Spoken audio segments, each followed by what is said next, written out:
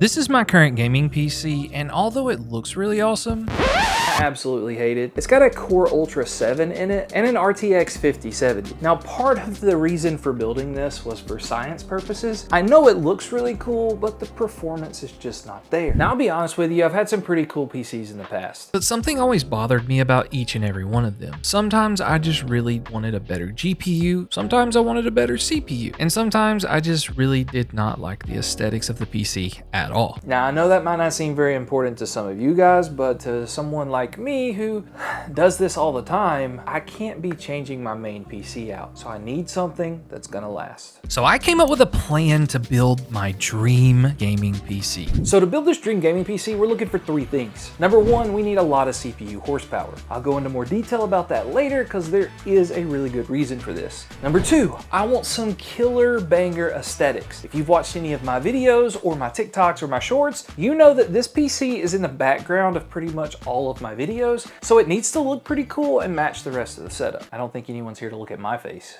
And then the last is probably not the most important part, but I do want some really solid gaming performance and something that's gonna last me a long time. So let's see what we can come up with. From here, I began looking on the internet, places like PC Part Picker, Amazon, and Newegg to find the PC parts I really wanted to put in this build. And it was a lot harder than I expected because there are so many parts to choose from, especially when I want it to look really, really cool. But after a ton of searching and making some tough decisions, finally settled on some parts. Okay, so total for this build with current prices at the time of filming is gonna be a little over $4,400, almost $4,500. So yeah, it's pretty expensive. So let's wait till it all gets here and show you what we decided. Okay, so this is editing Matt. I'm here editing this video. I've been using the PC for a while, and there's one of these parts that we ordered that actually really wasn't that great, and I don't want you to make the same mistake I did, so make sure you follow along for the rest of the video. So we're actually gonna start with the motherboard because I got this $1,000 motherboard from MSI back a few months ago. I was blessed enough to be able to collab with them on TikTok, and they sent this beast of a motherboard over to me. It's completely overkill for most people, But to be completely transparent with you, if it wasn't for me receiving this motherboard, I don't know if I would have built the dream PC like this. You could definitely get a different motherboard much cheaper and still have the same effect, but this one looks amazing, and we've got to pair it with a banger CPU.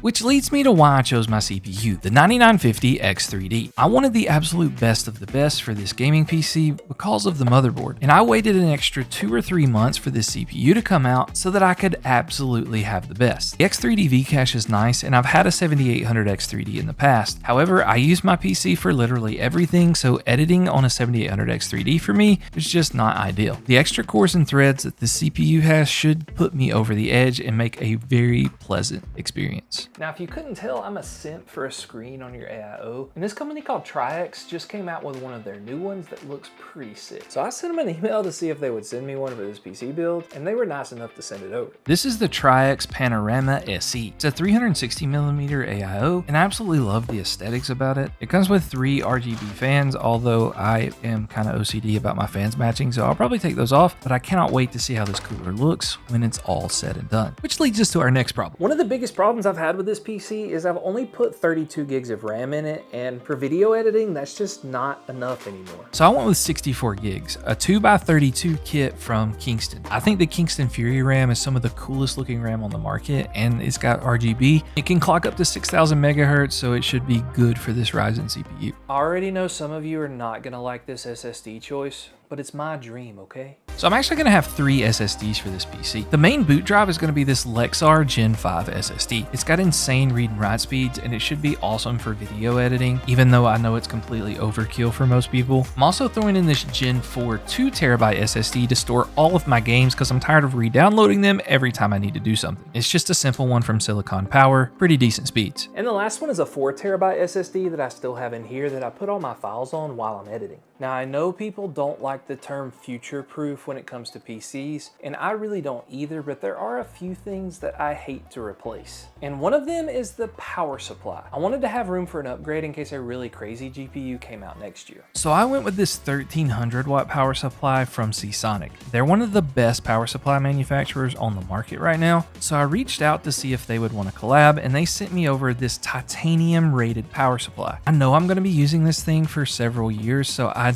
wanted it to be highly rated and something I could trust. Seasonic's definitely the way to go. But my favorite part of this build to put the aesthetics over the top is the Height Y70 Touch Infinite. Again, our friends over at Height were nice enough to send this out to us, and I couldn't be happier. It's gonna have the really awesome touchscreen on the side, but I might need your help deciding what I should put on it, so let me know about that down in the comments. And we're gonna fill this thing up with fans from Gomdius. I used these for a giveaway PC about a month or two ago, and I absolutely love the Aeolus P2 fans. They're just simple and clean, and I think they're gonna look awesome. Last but not least is the GPU. I definitely overpaid for this because at the time of recording, the whole tariff thing was still going on, and it might still be, but I absolutely love this version of this graphics card. This is the Gigabyte RX 9070 XT. 16 gigabytes of VRAM. It's the best card AMD makes right now with all of the new features, and I cannot wait to try it out and daily drive it for the next several months to really put this to the test if it's finally a card that content creators can use for everyday usage. So it's now time to build this awesome gaming PC. However, we ran into one major problem. If you've never built a high-end gaming PC before, when you use super fancy AIOs like the one we're using from Tri-X, or crazy fan hubs like some of the ones from Lee & Lee, you're gonna need multiple USB 2.0 headers. But sometimes the really high-end motherboards, like this $1,000 motherboard that we're using, only has one USB 2.0 header, and that's just not enough. So our friends over at Height sent out their new adapter that solves this very problem. You can connect up to 4 USB 2.0 headers by adding this adapter. This saved my $4,000 PC, and I think it turned out amazing.